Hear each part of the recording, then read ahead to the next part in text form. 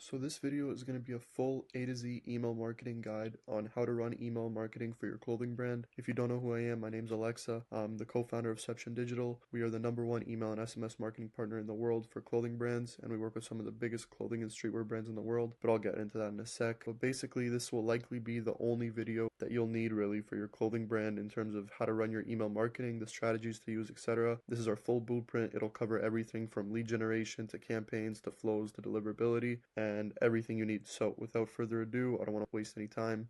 Skip the fluff and just get right into it. So this will change the trajectory of your clothing and apparel brand forever. This is going to be the 4-step blueprint, and you're about to see the exact process that we use for all of our clients, and it's the same strategies that we use to generate well over $2 million for all of our clients in total. And as I mentioned, we work with some of the biggest brands in streetwear, so you're in good hands, and you should pay attention to this document carefully, because if applied, of course, and if you apply it correctly, it can change your clothing and apparel brand's business forever. So this is just a little bit more social proof in case you're wondering how I know what I'm talking about, why I'm qualified to speak on this. We only work with clothing and apparel brands, no one else. So more specifically streetwear, we mainly work with streetwear brands, but clothing is our forte specifically. And narrowing down to the specific industry and exclusively working with brands inside this industry is the reason why we've become the top agency in the space. Because we narrowed down to the specific industry, we figured out the winning strategies to get your clothing brand the results that you want. Through much trial and error, we worked with many brands, and it took a lot of work and time to get to this point. But after all that trial and error, we finally figured out what works and what doesn't specifically for clothing brands. So I don't believe there's anyone more qualified to speak on email marketing strategies for clothing brands more than us. And so you're in good hands. We've been able to work with some of the biggest clothing brands in the space, some of which might be your favorite brand. These are just some of our clients here. We have Glow Gang, which is Chief Keef's brand, Half Evil Co., amazing brand based out of Chicago, and then Ditch and Corvidae, 2 other huge brands that are doing some really cool stuff. You guys should check them out. By the way, if you want the full doc, I'll leave a link to the doc in the description. You can download it and save it for later if you want to come back to it, reference anything in here. But yeah, that'll be the first link in the description. You can check out the doc. So just to preface this a little bit, these strategies work for everyone no matter what. We've worked with many different types of brands and many different types of stores. So whether you have an evergreen store or you're strictly a drop-based brand, we have the right strategy for you. We have a proven track record with all of our clients, and we're going to be sharing you how we can get these results as well. And it's the reason why we have a 100% satisfaction rate with all of our clients. No one has ever not made an ROI from our services. So without further ado, this is the table of contents here. So the 4-step email marketing process that has generated over 2 million for our clients. We have 4 chapters here. So chapter 1 is going to be about lead generation,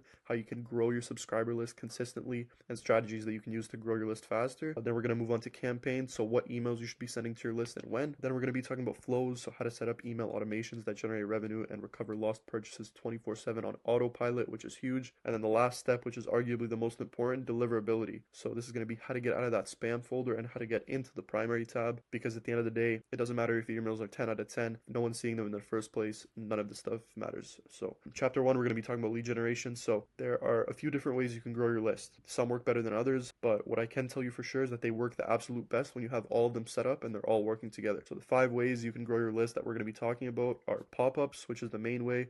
Then we have bottom page forms, log page forms, subscriber pages, and then last but not least, email and SMS checkout collection. So we're going to dive straight into pop-ups. So most people don't realize this, but your pop-up is actually one of the most important factors of success in your entire email and SMS marketing strategy. Your pop-up is what funnels all of your customers through to your back-end conversion systems, and it's what allows you to retarget these people later on. So all that ad traffic that you're getting to your website, or all that organic traffic that you're getting from your content through your pop-up, you're going to be able to convert these people to your email and SMS list. And if they might not be ready to buy on that first visit to your site, if they subscribe to your email and SMS list, you'll be able to retarget them forever and reach them however many times you want. So having a high converting pop-up is absolutely key. The higher your pop-up conversion rate is, the more money that you'll make. And I don't just mean a bit more money, like even increasing your pop-up conversion rate by a few percent can increase your email and SMS revenue by multiple times. So getting a high converting pop-up form is absolutely key, and one of the most important things and one of the biggest low-hanging fruit in most clothing brands' email marketing. So your goal should be to have it converting at 10% plus. 10% is kind of the baseline benchmark that you should be aiming for. A good pop-up conversion rate in the industry is considered 2 to 3%. However, what I'm about to show you here is what's going to allow you to get to that 10% plus range and really exponentially grow your list and grow your revenue. So the way you're going to get a 10% plus converting pop-up is the abbreviation KISS, right? So keep it stupid simple. You want to make the offer big and bold. You don't want to use too many words, and you want to keep it as simple as possible. So the less words, the better. When it comes to pop-ups, I promise you less is more. Just be straight to the point. Don't flood your audience with too many words, too many designs, Just keep your pop-up simple. You also want to keep it at one input per page. So you want your email sign up and your phone number sign up on separate pages so that you're not overwhelming the person and making it think that it's too much work. And then from there, you want to test different offers, load times, different types of triggering, etc. until you get to that 10% conversion rate. But honestly, as I mentioned just now, keeping the offer big and bold, not using too many words, and keeping it at one input per page, that's going to get you 80% of the way there. From there, you can just test little things like your logo size, different fonts, different colors, different highlights, etc. And it'll get you marginally further and higher conversion rate. But like I said, the main things you want to focus on are making your offer big and bold, making a good offer to sign up, not using too many words, and just keeping it simple and one input per page. Here's an example of a high converting pop-up form. So as you can see, it follows all of these rules. The offer is big and bold here, so this text, get 10% off, is bolded and it's larger than the rest here, so it's in your face, you see it right away. And as you can see here, it's also one input per page, so it's only asking for the email there. The CTA here is save money, and then once the user actually inputs their email here and clicks save money, they won't know it, but they're going to move on to the next step, which will be to collect that phone number. And because they're so close, they're likely to do it. They're likely to just input their phone number as well. But on the other end, if you just had both your email and SMS inputs here on one page, it might seem like a lot of work, and that'll ruin your conversion rate, and not as many people will sign up. So another tip that I didn't add in here, but I'll let you guys know since you're watching the video, usually when you go on a brand's website and they have a pop-up like this, there's usually an X button here in the top right corner. Now what you want to do in Klaviyo, you can make this button transparent here. It won't let you remove the button completely, but you can make it transparent or the same color as your background so that there's no X here. This is really important because when people visit your site and they see that pop-up, it's almost subconscious and it's almost human nature, just like instinctually, everyone goes with their mouse or their finger, and immediately as soon as they see the pop-up, they don't even read it yet. Everyone just wants to click that X in the top right corner. So by removing that X and not having it there, you're forcing them to actually read what's on the pop-up and read what they're missing out on if they want to exit. And then obviously you still have to give them a chance to close the pop-up. So that's why we keep this little button here, just this text here that says, no, I'd rather pay full price. If you think about it, if they just click X, they think they're saving time, but if they actually don't have the option to click X and just get rid of it quickly, they're forced to read the pop-up and they're forced to see, oh shit, if I don't input my email here, I'm losing 10% off, and you make them feel stupid by saying, no, I'd rather pay full price, because let's be honest, who would rather pay full price? It doesn't make sense. So that's kind of a pro tip there. Remove this X in Klaviyo and have a button here under your main CTA that allows them to close the form. That'll also get your conversion rate up, even just that little tweak there. And then moving on, we have an example of targeting and behavior here. So if we look at this example here, you're going to want your pop-up to trigger based on rules. You always want to have that checked because you don't want it to pop up immediately. That'll ruin your customer experience. Now, in terms of the rules, you want it to display after a time delay, and then also after a visitor has scrolled a certain amount of pages. So for the time delay, you want to test this no less than 3 seconds because that'll ruin your Shopify conversion rate. A lot of people will just bounce off the site. So you want to test between 3 and 8 seconds, whatever works best for you and your audience. And then also 50% scroll distance. So if a person visits your site and scrolls at least 50% of the way there or more, then you want the pop-up to display as well. So this is just simple behavior that you can use right away, but once again, once you have your pop-up up, you should be testing these things. And then in terms of frequency, after a visitor closes the form, you don't want to show it immediately on their second visit to your website. So you should keep this at 5 days.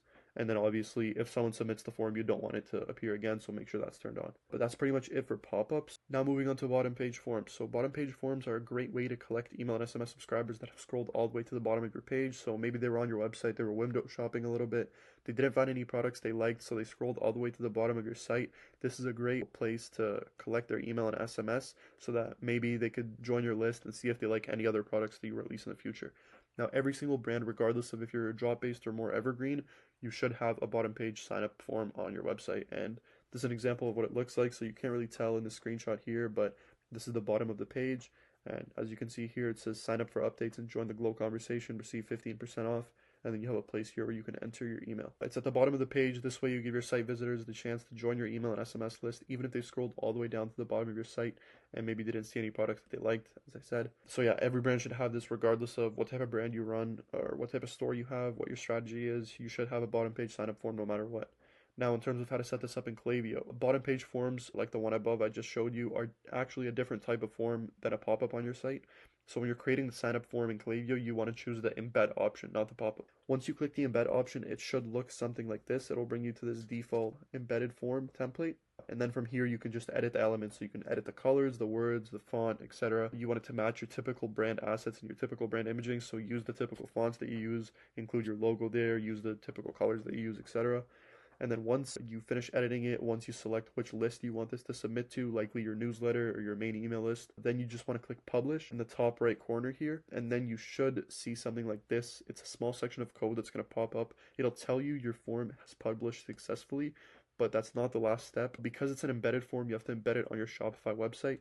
So all that's left to do is you want to copy this little piece of code here that's given to you once you publish it, and then you want to paste it in the footer of your website on Shopify. If you want a link to the article on that goes more in depth on this and how to actually paste the snippet of code on your Shopify site and where, there's a link here to this article. Like I said, if you want to grab this doc that I'm going over, that'll be the first link in the description, so you can grab this and it'll have all these links and references in here. But yeah, once you paste this section of code in the footer of your website, you should see it. If you scroll all the way down to your website, you'll have an email and SMS sign up form there, and this is a great way to collect emails of people that have scrolled all the way down to your website and just kind of passively grow your list like that. Now moving on, we have locked page forms. So locked page forms are mainly for drop-based stores. So if you have your site locked most of the time and you only unlock your site when you have a drop actively running, then this is for you.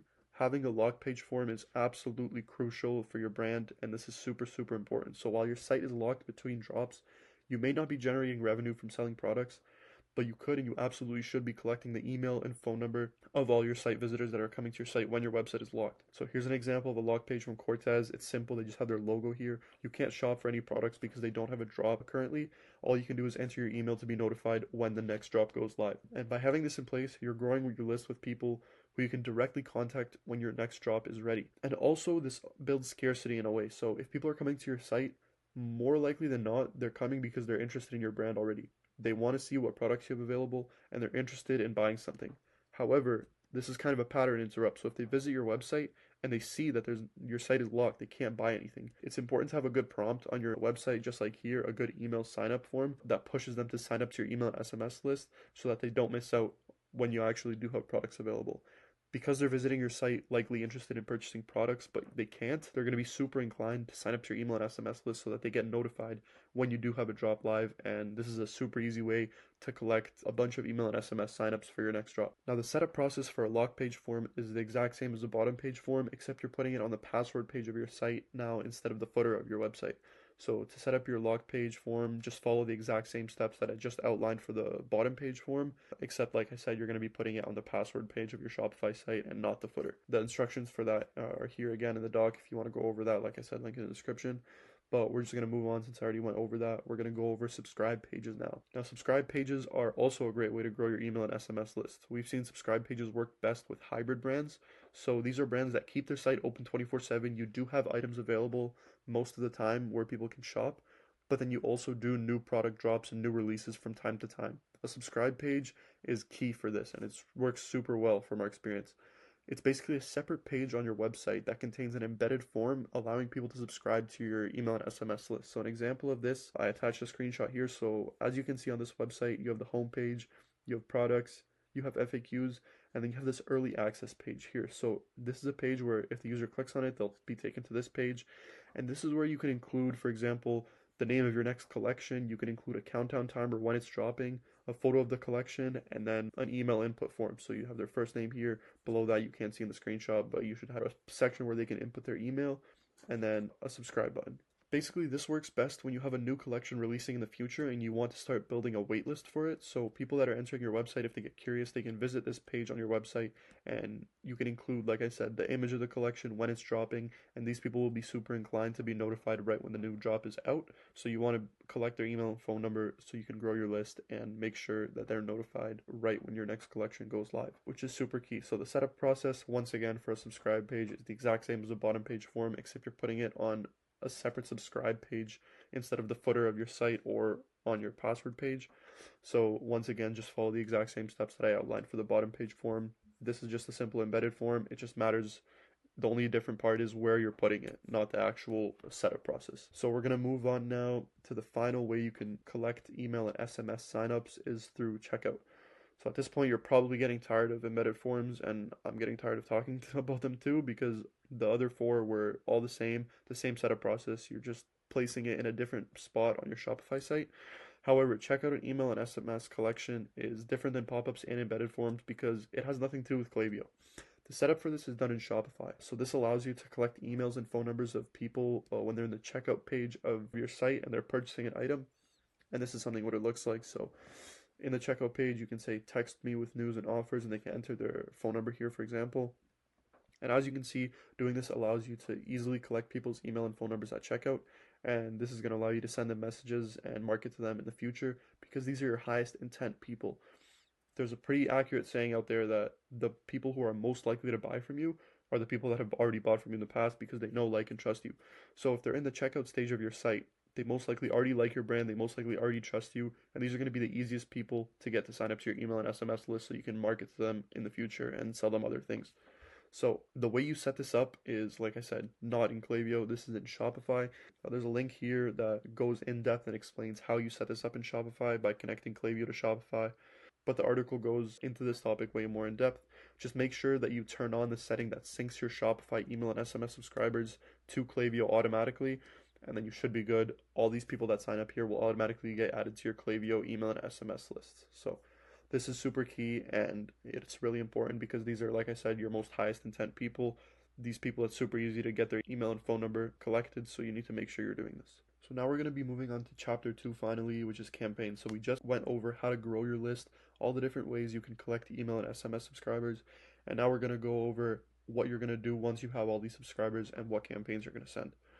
So campaigns are the one-time emails that you manually send to your list. This is different than cart abandonment reminders that are automated. You should think of these as if you have a discount going, so Black Friday, Cyber Monday campaigns. If you have a new collection or a restock, you should be sending campaigns for this. Now, campaigns are where relationships are built with your customers. Campaigns are what turns people from one-time buyers into loyal, returning members of your brand. And it's also what will make your product draw consistently successful, what's going to build trust with your audience, and what's going to turn your email list into not only a revenue generator, but an empire and a real community like the big brands like Cortez and other brands have. Campaigns are extremely important, as you see. So for campaigns, we're going to break this section into 2 different parts. We're going to have a campaign strategy for evergreen stores, so stores that keep their website open 24/7, and then a campaign strategy for drop-based stores that have their site locked most of the time and only unlock their site when they have a drop. Now for evergreen stores, if you're an evergreen store, your site is open 24/7 and you always have products on your site. Now because of this, you have the privilege of always having something to offer. So because you always have something to offer, you should be sending emails much more frequently than drop-based stores. As an evergreen store, you should aim to send around 2 to 4 campaigns per week to the engaged segment of your list. This is really important. You don't want to be blasting your entire list every time. This is going to ruin your open rates, ruin your metrics, and land you in spam. So you do want to be sending campaigns consistently 2 to 4 times per week, but only to the engaged segment of your list, people that actually want to see your emails and want to open your emails. This is super important so that you can build a connection with your audience and stay top of mind. Email marketing works best when you're consistent and you stick to a schedule. So in this day and age, everyone is doing email marketing. You're probably getting bombarded with emails every single day from a million different brands. But the brands that succeed with email marketing are the ones that are staying top of mind with their customers and that are sending consistent campaigns to their list, like I said, 2 to 4 times per week, so that people get used to seeing you in their inbox and used to opening your emails. Now, you have to stick to a schedule so that people know exactly when you're going to be sending them emails and they can expect it in the future. This is going to raise your open rates. However, just because you always have products available, that doesn't mean you should always just be selling your products in your emails. You obviously want to generate revenue, but you don't want to hard sell to your audience all the time because this is a big turnoff and just nobody likes being sold to in general. A good ratio you should stick to is roughly 4 to 1. What I mean by this is for every 4 value-based and educational emails that you send, you should only send 1 promotional email. Now I'm going to go over some examples of what I mean by value and educational-based emails, and then what I mean by more promotional emails. But basically, you shouldn't be hard selling all the time. You should be sending more value and educational based stuff to your list to keep them engaged and not turn them off. Now here's a list of 15 campaigns that you can send to your list that are more value and educational based, like I said, and not so salesy. So these are some brand and storytelling emails so you can tell the story behind your brand, behind the design, how you actually come up with your pieces, a day in the life, so what it looks like at the studio or warehouse. You can take them on a journey, let them know what the actual process is behind designing a piece, printing it out, etc.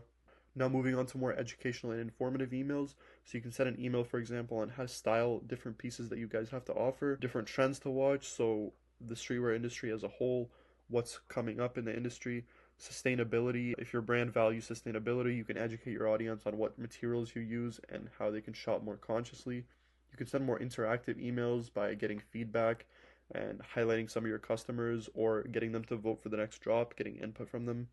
You can send seasonal emails like winter styling tips, holiday outfit inspo, and then also UGC and social proof in your emails is really cool. So you should be sending testimonials, some reviews that you're getting on your products, what different people are saying. You can show different people styling some of the products that you have to offer, so actually on body images of your audience. And then just other cool stuff. You should get creative with all these emails, by the way. So different DIY looks. If people tend to dye your hoodies or something like that, you should definitely show that in your emails. It's just a super cool way to highlight your products without actually having your audience feel like they're being hard sold to all the time. Now, here are 15 campaigns that you can send to your list that are more promotional. So if you have any holiday or seasonal campaigns, like a New Year, Valentine's Day special, or end of year sale, you should definitely send campaigns out for this. Any sales that you guys have. Product launches are huge, so this is more for drop-based brands.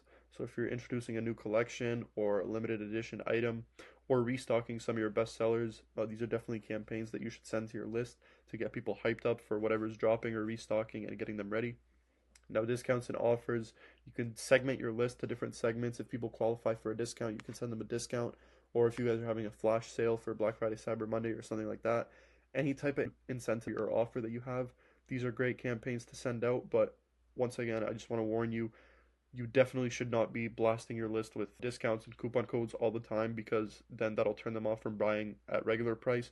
Everyone's going to buy when you have a discount available, and no one's going to buy at full price, so you're just going to ruin your brand like that. Don't do that. Only send discounts when they're earned, or when you have a special event, like I said, Black Friday, Cyber Monday, then that makes sense. But try not to blast your list with discounts, and use discounts honestly as little as possible. Now, just for some more ideas for more salesy emails, you can send an email to your VIP, or if you have a referral program, you can promote that. Some urgency campaigns, so if something is running low, if you have low stock on something, or your drop is selling out, you can send a last chance reminder or recommendations for items that will look good.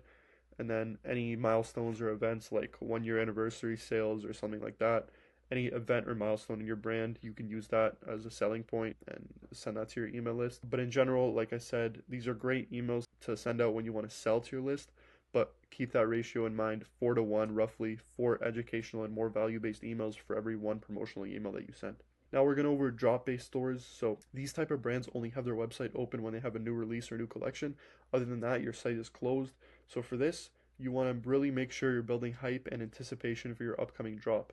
You need to send email campaigns frequently leading up to your drop, and you need to be constantly reminding your audience of when you're dropping and what's dropping. This is very, very key for drop-based stores. I see a lot of brands that before we work with them, they used to only sending one email or one text on drop day, but it's really, really important. I can't stress this enough to send enough emails leading up to your drop. Here's a general campaign setting schedule that you can use for your upcoming drop. So instead of what most brands do, just sending one email on drop day, this is a good outline that you can try, and you'll see you'll get way better results, I promise.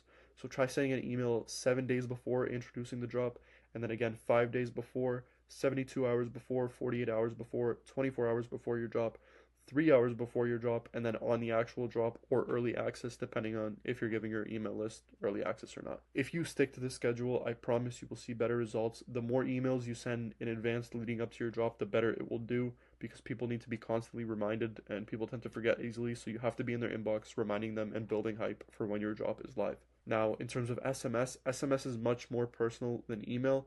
SMS subscribe rates tend to be through the roof, and SMS is also much, much more expensive than email. So you want to be mindful of this when you're planning on sending campaigns. Because of all these reasons that I just listed, we tend to send fewer SMS campaigns than email campaigns leading up to a drop, but you still definitely want to send more than just one. So we usually do 24 hours before the drop, we send an SMS reminding them, hey, drop is live in 24 hours from now. And then obviously on the drop, or if you're running early access, you have to send an SMS then. Now here's an example of an early access email campaign. Once again, for early access or when a new drop is live, you want to keep it simple. So just here we have logo at the top, collection name, early access is now live. You want to include your site password, and then CTA shop now or shop new collection, and then you want to show them what's actually dropping. Below here, you want to include any collection details that you have, so information about sizing, shipping, if it's pre-made or pre-order, stuff like that. Create some urgency if pieces are limited, or if you're only running this drop for a limited amount of time, and then a final call to action at the end, shop now before it's too late or something like that. Now, a pro tip that I'll give you guys is you can add a live countdown timer to your emails using mailtimers.com. not affiliated, not sponsored at all. We just use them for every single one of our clients, and they're great. Now, what I mean by this is in your emails leading up to your drop, so these hype up emails that you're sending 7 days before, 5 days before, 3 days before, if you add a live countdown timer to these emails so that people can visually see how much time is left until your drop is live, this tends to do really well. We've seen it work really well for the brands that we work with. It just really helps drill down the point of how much time is left until the drop is live, and this is a good way to add scarcity and really build hype for your drop. So head over to mailtimers.com and you can customize this countdown timer to fit your brand imaging and match your typical brand images and fonts and colors, etc. that you use. You can make it look really nice with the email, and like I said, it'll just really help build scarcity and remind people exactly how much time is left until your drop. And also, some people will open your email maybe 2 days late and see, oh shit, the timer is out, the drop is live, I should go see if there's anything left. So it's a really good way to build scarcity, like I said, and this tends to work really well with our clients, so use it. So now we're going to talk about flows, which are the emails that are automatically sent out to your list based on their actions and certain things that people do. So think about cart abandonment emails. They only get sent out to someone if someone adds something to their cart but doesn't actually complete their purchase, so they're fully automated and only get sent out based on actions. You need to set up your flows with the right triggers, filters, emails, and time delays for them to work effectively. Now I'll be going over which flows you need to set up and how to set them up properly so that you recover all possible lost purchases and target people at each stage of the customer journey, which is super important. The first flow we're going to be talking about is the welcome series. So in the welcome series, you want to typically include about 8 emails. Your welcome series is for inviting people to your brand, introducing them to your brand, giving them that incentive that they signed up for if they signed up for a discount or something, and then, like I said, introducing them to your brand, what you guys have to offer, telling your story, etc. So for the welcome series, the trigger should be when a person has joined newsletter or whatever your main list name is. Most times it's going to be newsletter or email list. For filter, you want to make this someone makes a purchase one time, at least once since starting this flow. So what this means is basically once they make a purchase, they're going to be kicked out of the flow. They won't keep receiving emails because, for example, if you add someone to your email list and they subscribe, they enter the welcome series, they get that 15% off discount, and they use it, they buy something with it, you don't want to keep sending them emails to remind them to use their 15% off discount because they already used it. So once someone makes a purchase, you don't want them to be included in the flow anymore. And like I said, your goal with this flow is to introduce people to your brand, tell your story, show the products that you have to offer, explain any benefits or USPs of your brand, and deliver the discount if you offered one in your pop-up. Now for the checkout abandonment flow, this flow is for reminding people to continue their checkout if they started to checkout but didn't actually purchase the item. So your trigger for this is going to be person has started checkout, and your filter for this is going to be person has not placed an order since starting this flow, and person has not been in this flow in the past 30 days. So if someone enters this flow and they purchase an item, you obviously don't want to keep sending them reminders about that item that they already purchased. And then also, you don't want to send emails to this person if they've already been in this flow at least once in the past 30 days because it's just going to be overwhelming and emails might overlap with each other, etc. So the goal with this flow is going to be to urge them to complete their order with the item that they began checking out with. You want to explain different benefits and unique selling points of your brand to differentiate yourself and further use that as a selling point. You want to show some user-generated content to show other people wearing your brand and other people wearing your pieces, and then potentially offer discounts in later emails in the flow to push for a purchase. So in terms of discounts and abandonment flows, you don't want to send them right away because a lot of people just simply forget. They might have been on your website, they saw an item they liked, they're set on purchasing it, but they got distracted and they just need a simple reminder and they'll come back and complete their order. So for the first few emails in this flow, you don't want to use that discount. Likely most people just need a reminder and they'll come back and finish your order. But for those people that aren't quite ready to buy, and email 4 or 3, 4, or maybe even 5, the checkout abandonment flow, you should consider using a discount because these people clearly already had been reminded, but they're still not set on purchasing. So maybe a discount is the thing that they need to just push them over that edge and get them to actually purchase something. So think about that. Now, a cart abandonment flow is different than a checkout abandonment flow. So 90% of brands that we audit and work with before working with us, they think they have a cart abandonment flow, but they actually don't. Checkout abandonment is when they actually click go to checkout on your Shopify site. Then they'll enter the checkout abandonment flow.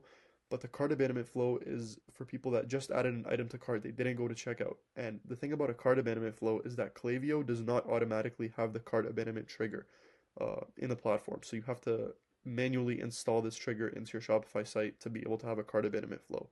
But essentially, in terms of the actual flow, it's the exact same as the checkout abandonment flow. You can even duplicate the emails, just change the copy and subject lines a little bit, but For this one, trigger, person has added to cart. And then for filters, so what you want to kick them out if they do any of this stuff, person has not started checkout since entering this flow, and person has not placed orders since starting this flow, and person has not been in this flow in the past 30 days.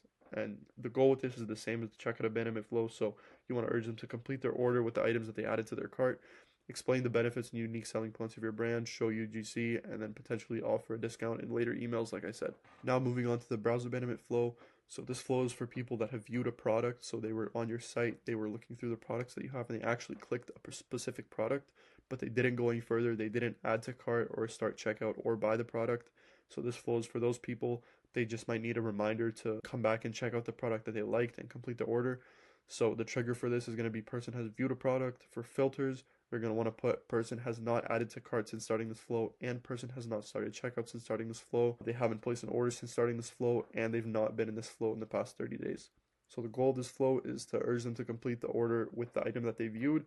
So if they viewed the item, more likely than not, they liked it. So you want to explain different benefits and USPs of your brand, show UGC, and showcase other products, because maybe they clicked on the product, they liked it, but it might not be 100% for them, which is why they didn't purchase it. So in the browse abandonment, you want to maybe showcase other products to see if they like something else more. Now for the site abandonment flow, so this is triggered by if a person has been active on site. So they visited your site, but they didn't do anything else. They didn't click on any products, they didn't add anything to cart or go to checkout. So for a trigger, you're going to want to make it person has been active on site, and then filters, person hasn't viewed a product, hasn't added to cart, hasn't started checkout, hasn't placed an order, and hasn't been in this flow in the past 30 days. So this is kind of top of funnel. This is targeting people that have just visited your site and done nothing else. For this flow, you just want to keep it at one email. Very, very simple.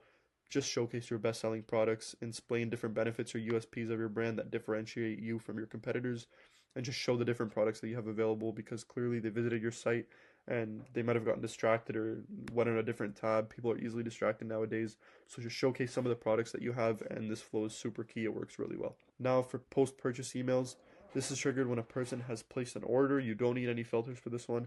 And the goal for post-purchase is thank them for their purchase. So obviously send them a thank you note for trusting in you and buying from your brand. And this is a good point to try and upsell and cross-sell, because like I mentioned previously in this video, the people who are most likely to buy from you are the ones that have already bought from you.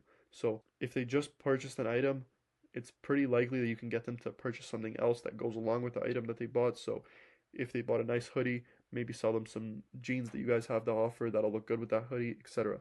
You also want to remove buyer's remorse in this purchase. So a lot of people, when they buy something, they might be excited for the product to come in, but they're not exactly happy that they spent money. So you want to remove any of that remorse by thanking them, introducing them to your brand, tell them that they made the right decision, and then, like I said, upsell them on some of the other products that you have, because these people are really high intent, because they already trusted you and they bought from you once, they'll likely buy from you again. Now, this is just a base setup. So you can see here, I went over all the 6 email flows that you guys need. So welcome series, this one should have 8 emails.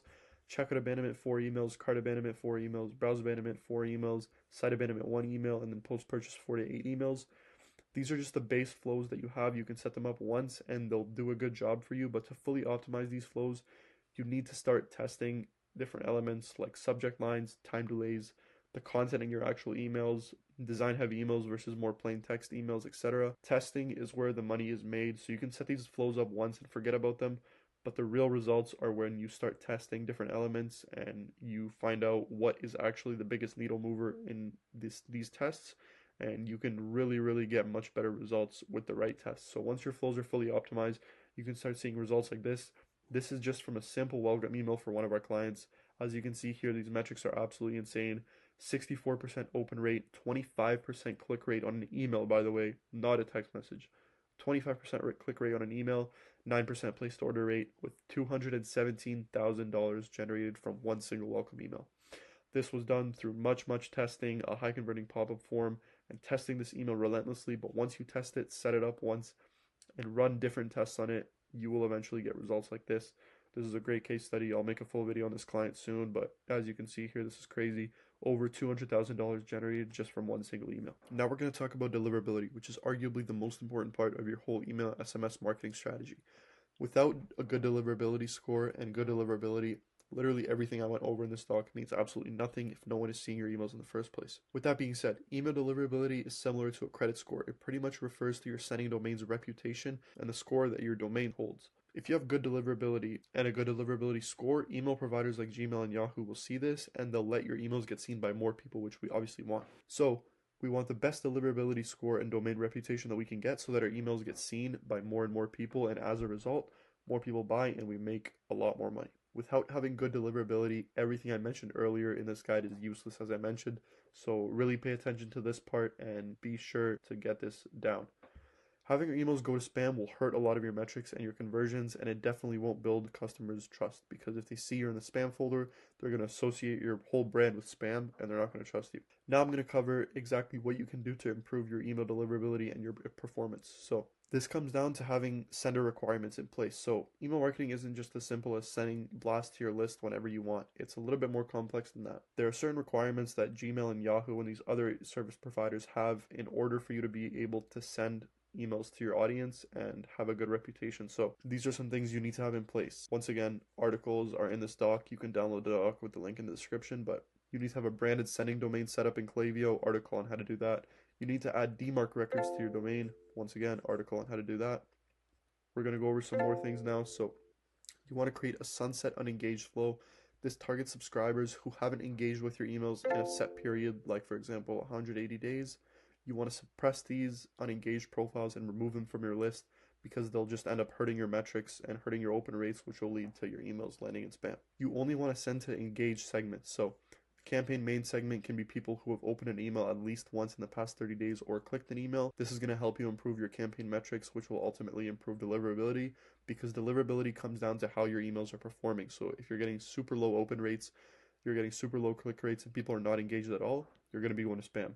So to improve your metrics, improve your open rates, you only want to be sending to people who have been engaging with your emails. So 60 days is a good place to start. And with 60 days, I say that take that with a grain of salt, because depending where your deliverability is at the moment, you might have to warm up your sending volume. So you can start by only sending emails to people who have opened your emails at least once in the past 7 days, and only send to that segment for a week. This is if your deliverability is really bad and you're struggling to get your metrics up. You want to follow this schedule. So like I said, start off with a segment of people who have only opened your email at least once in the past 7 days, so super short time frame. With these emails, you'll be getting 80+% open rates easily, and then you want to send to that segment for a week. Send them 3 to 4 emails during this week to boost your metrics and boost your score. After that week, you can expand the segment to people who have opened your emails in at least 14 days, 30 days, 60 days, and then 90 days. Slowly work your way up until you see a healthy open rate. In general, you never want your open rates to fall below 40%. That's kind of the minimum. But if you start at 7 days and slowly work your way up, you can work your way up to a 60 or 90-day engaged segment and keep seeing 40, 50, or 60% open rates if done correctly. Another big important thing is to exclude bounced profiles when sending campaigns. So bounced profiles are basically if you sent an email to someone in the past and the email couldn't be delivered to that recipient. This could be to a number of reasons. So for example, if their email address was just fake, they gave you a fake email, the email is going to bounce. If the person's inbox is full, the email is also going to bounce, it won't be delivered. Bounced emails really hurt your reputation, and you want to exclude these people from campaigns. So in Klaviyo, as you can see here, you can choose who you're going to send to and who you don't want to send to. You want to send to your campaign main engaged segment, and then you want to exclude bounced profiles. So all these people that have bounced emails in the past, you want to exclude them from all your campaigns. Now in terms of a segment definition, you just want to create a segment in Klaviyo titled bounced, as you can see here. And for the definition, you want to make it person has bounced email at least once over all time. This is just the safest bet. You're not going to get a high bounce rate ever with this, and it'll be really good for you. Now, some metrics you should aim for and how to approve them to have good deliverability. So for your open rates, you want to aim for at least 40%. If it's under this, you should segment your list and send to engaged segments like I just mentioned. You should text your subject lines to see what resonates with your audience the most. Use a recognizable sender name so that people know who they're getting the email from. And then send emails with real value and actual good emails, because then people will be more inclined to open them. If your emails are trash, no matter how much testing you do, people are just not going to open them. Here's an example from one of our clients, 67% open rate, which is great. Now for your click-through rate, you want to aim for at least a 1 to 2% click-through rate. If it's under this, you should add clear call to actions and buttons in your emails, and make sure the button in your email, the main one, is higher up in the email and above the fold, because a lot of people don't even scroll when they open an email. They just open it, see the first section, don't scroll downwards, and then close it if it's not interesting. So you want to make sure you have a call to action and a button above the fold so that it appears as soon as a person opens the email on their phone or on their laptop. This will improve your click rates a lot, and this is super key. So make sure you have a button and a call to action above the fold in your email so that it's visible right when a person opens it. You want to send engaging emails, something that actually interests your audience, not something that they're not interested about. You want to make sure you're sending to the right audience. This is where segmenting your list actually comes into play and is important. And then you can also test different call to actions to see what resonates with your audience. So maybe Shop Now doesn't work well with your audience. Maybe they resonate more with Elevate Your Style or something like that. Just test your CTAs to see what people interact with the most. And you can also make your emails more interactive. So getting a high click-through rate is really key. Now moving on to bounce rate, you want to have your bounce rate under 2%, ideally under 1%, but 2% is kind of the max. If it's above this, you should, like I said, exclude bounced emails from your campaigns. You have to clean your list regularly, and you should turn double opt-in in so that when someone subscribes to your email list, they actually have to subscribe twice and confirm your subscription. This is going to get rid of all those fake emails that you get, and this is going to lower your bounce rates and prevent these fake emails from actually being added to your list. Example of a good bounce rate, below 1%, you should aim for that. And then in terms of unsubscribe rates, you want to aim for under 0.2%. If it's above this, you should segment your emails properly so that you're not spamming your whole list every single time you send a campaign out. You should send more personalized emails so people feel like you're speaking directly to them in your emails. And this is where sending more value-based emails comes into play. You want to send more value-based emails rather than promotional emails because, like I said, no one likes being sold to, and you want to keep your list engaged with good value and educational-based stuff, not just selling to them all the time. Example of a good unsubscribe rate here. So we're finally getting close to the end of this guide. Now I'm going to give you guys a quick recap and a little summary of everything that I went over and the most important takeaways and the biggest kind of needle movers that you guys should focus on. So there are 4 important pillars of email marketing that you absolutely need for your brand to be successful. The first being lead generation, campaigns, flows, and then finally deliverability. So for lead generation, we went over how you need all 5 email and SMS signup forms capturing subscribers. So this is pop-ups, bottom page forms, lock page forms, subscribe pages, and checkout opt-ins. And then a big thing for your signup forms is you need to remember to keep them as simple as possible and make the offer nice and bold. Just focusing on those 2 things will get you good results with your signups. So campaigns are super important. If you have an evergreen store, you should send out 2 to 4 campaigns per week to the engaged segment of your list, and you should have about a 4-to-1 ratio of value-based and educational emails to promotional and more salesy emails. Now for drop-based stores, you need to hype your drops up through email and SMS well in advance. So not just doing what some of these other brands do and just send one email or one text on drop day. You want to make sure you're hyping your drops up properly and utilizing email and SMS to the fullest of potential. And you want to be constantly reminding your audience of when you're releasing and what you're actually releasing. Now, in terms of flow automations, you have to make sure your flows have enough emails in them, so 1 to 8 emails each. And then in terms of the foundational flows that you need to have set up, you should focus on your welcome series, your site abandonment, your browse abandonment, your cart abandonment, your checkout abandonment, and your post-purchase. So those 6 are by far the most important, and focus on those, get those optimized. Keep testing them continuously even after you set them up initially, because for flows, it's not just a one and done process. To get the most out of them, you really need to test different elements in your flows, like your subject lines, your time delays, your email content, etc. So just make sure you have the foundational flows set up, that you have enough emails in each of them, and then from there, you just have to test and optimize. And now for deliverability, you want to ensure you're meeting your new sender requirements. So this is making sure you have a branded sender domain set up and that you have DMARC installed for under your domain DNS settings. You want to only send to the engaged segments of your list, so definitely don't want to be blasting your whole list with every campaign that you send. With that being said, with campaigns, you want to make sure you're excluding bounced emails from every single campaign you send because these will ruin your deliverability as well. You want to clean your list regularly, so this will not only improve your deliverability, but it will also lower your Klaviyo bill. So this means looking for those unengaged profiles that you have that haven't engaged with your brand in the past year or 2 and just removing them because they're not worth having around. And then with this also comes setting up a sunset flow, which will kind of help you automatically remove some of those unengaged profiles on autopilot. You also want to warm your sending volume up. So this means starting off with a super engaged segment, like 7 days engaged, for example, and then slowly warming your way up to 14 days engaged, 30 days engaged, 60 days engaged, 90 days engaged, and so on. You also want to test your subject lines, your call to action, so the buttons in your actual email, plain text emails versus heavy design emails. These will all help you improve your metrics and see what best resonates with your audience specifically. and what your audience looks for and what works for them. And by doing this, you're going to improve your metrics like your open rates, your click rates, and your placed order rates. And then by default, your deliverability will also improve.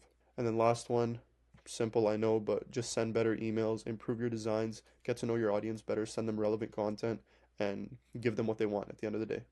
All right, so now we went over the four pillars, which was lead generation, campaigns, flows, deliverability. I gave you guys a pretty solid overview of what each of those pillars actually mean, how you can use them to your advantage, and how to do email and SMS marketing in general for your clothing brand.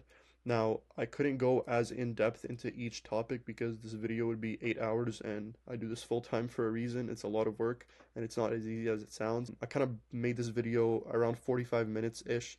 It should give you a good start of where to take your email marketing with your clothing brand and how to go about things.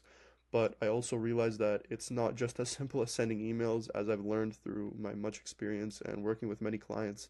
This is a very complicated process, and I know that not everyone has the time and energy to do it themselves. As a brand owner, I mean, I know how you feel. You're constantly designing new pieces, finding out what you're dropping next, talking to your manufacturers, shooting product shots, lookbooks, etc. So honestly, as a brand owner, the last thing on your mind should be email marketing. But this is where we come into play. So we work with many different clothing brands, and our whole goal is to completely take email and SMS marketing off of your plate, do it to the best of our ability so that you can focus on the things that actually matter for your brand, and we can focus on what we do best, which is email and SMS marketing. So if you want this entire process completely done for you, you should book a call with us to see if your brand qualifies to work with us. Now, I should preface this by saying that this call is not a sales call. By booking a call, you have absolutely zero obligation or commitment to work with us whatsoever. And at the very least, you'll at least leave the call with some actionable steps that you can implement into your brand right away to transform your email and SMS marketing results and generate way more revenue. So, like I said, if you're struggling with your email and SMS marketing, or everything I just went over sounds too complicated to you and you just want it completely done for you, taken off your plate, and most importantly, done by the best in the industry, then you can book a call. I'll leave the link to our calendar in the description below. Or, like I said, the first link in the description will also be the link to this doc that you can download and save or use for future reference. But with that being said, thank you guys for watching. I hope it was valuable, and I'll see you in the next one.